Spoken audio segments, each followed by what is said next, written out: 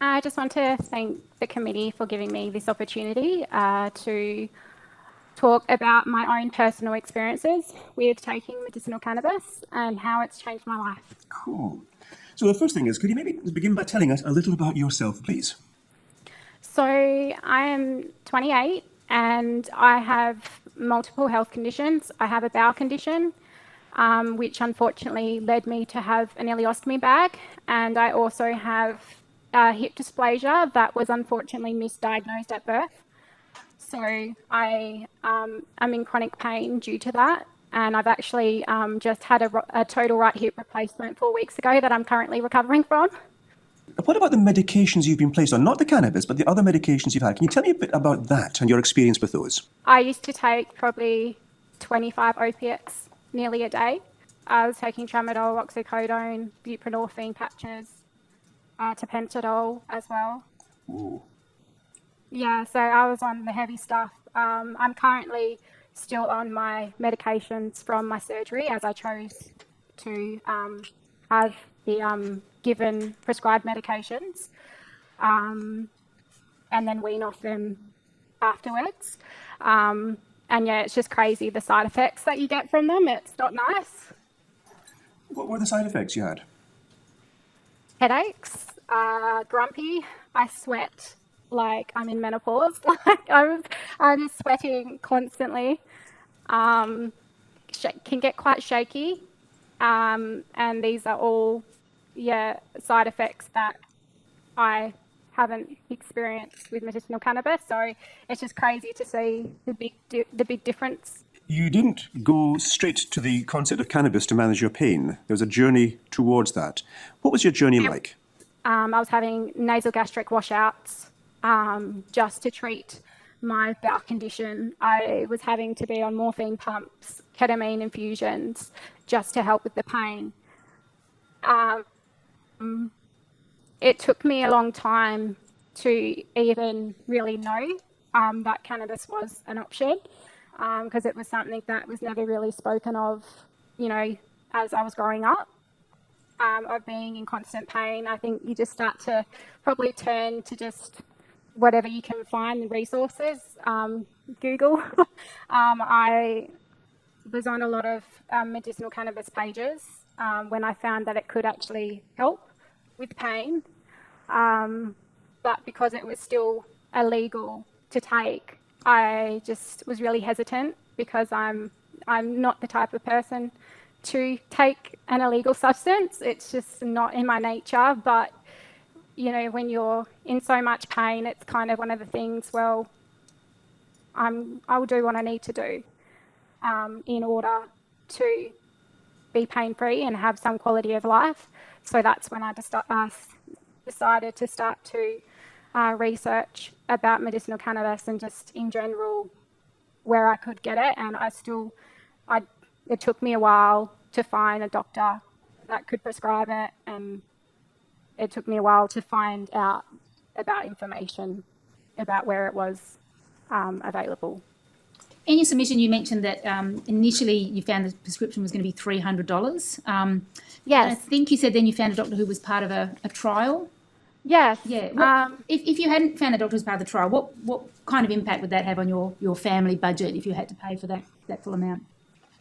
A lot. And even the discounted price is still a lot. Like it is, it's $165. It's still kind of big chunk of money. $165. How long would that last you?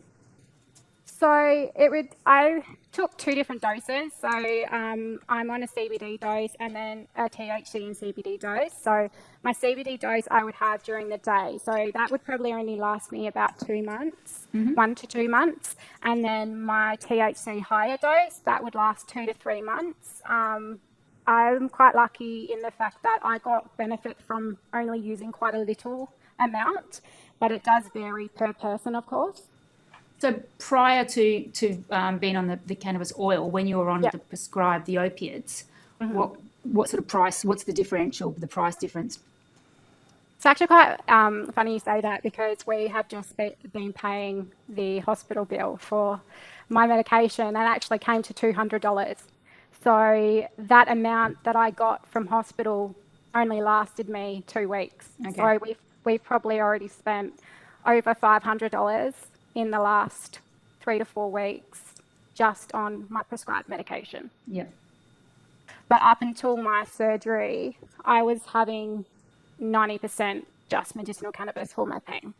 My GP, for a while, because I remember every time I went into him, I'd be like, okay, so can you prescribe it yet? And he'd be like, no.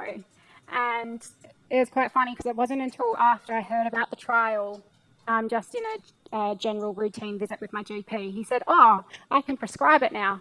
And he was all for it. I think it was just he was waiting to be able to prescribe it. But even when I got the script from him, that's when I realised that it was going to cost so much.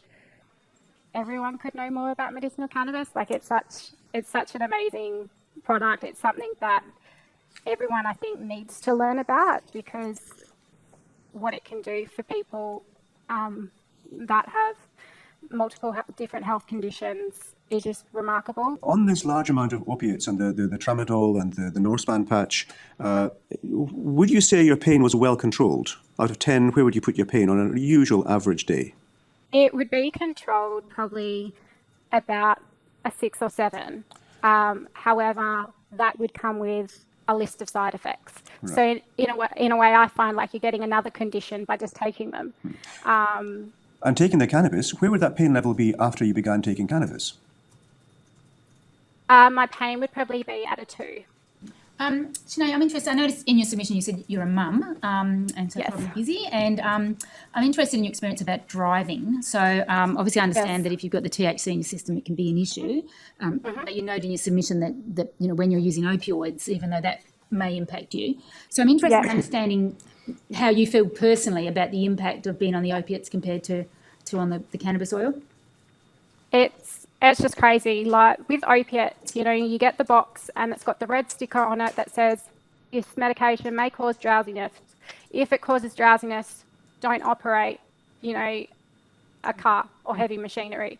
With the cannabis, it's not like that. It's like you can't drive on it. And for me, it was really hard because I would never drive on my opiates. Like now I'm not driving because of the effects to my alertness. Personally, with me taking the oil, I do drive on my CBD oil. However, CBD oil still has traces of THC. So it could show up on a roadside drug test. However, it does not affect my alertness whatsoever. And it was hard for me to allow myself to drive because, I don't want to get told off. I don't want to get in trouble. I know that even with my THC oil, it may make you tired, but you need to use common sense. You're not going to go and drive your car if you feel tired. It's one of those things. Like I would never get into my vehicle if I was even slightly tired or felt like I couldn't concentrate. And that's why I chose that when I take my THC oil, I will not drive for at least 12 hours afterwards, just in case it did make me tired.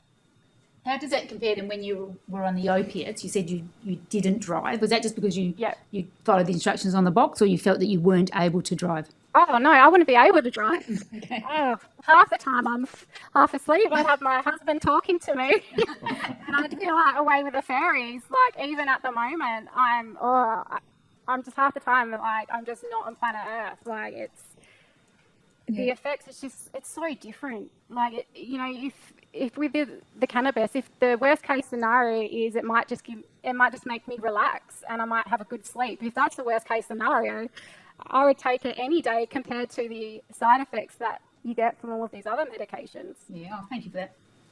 You've also mentioned here that there was issues with stigma. I'm taking cannabis. Tell me more about that, please, and how you feel. This is something that I'm still learning to try and overcome. That's why today was really big for me, because it's one of those things that cannabis is still known as a recreational drug to so many people.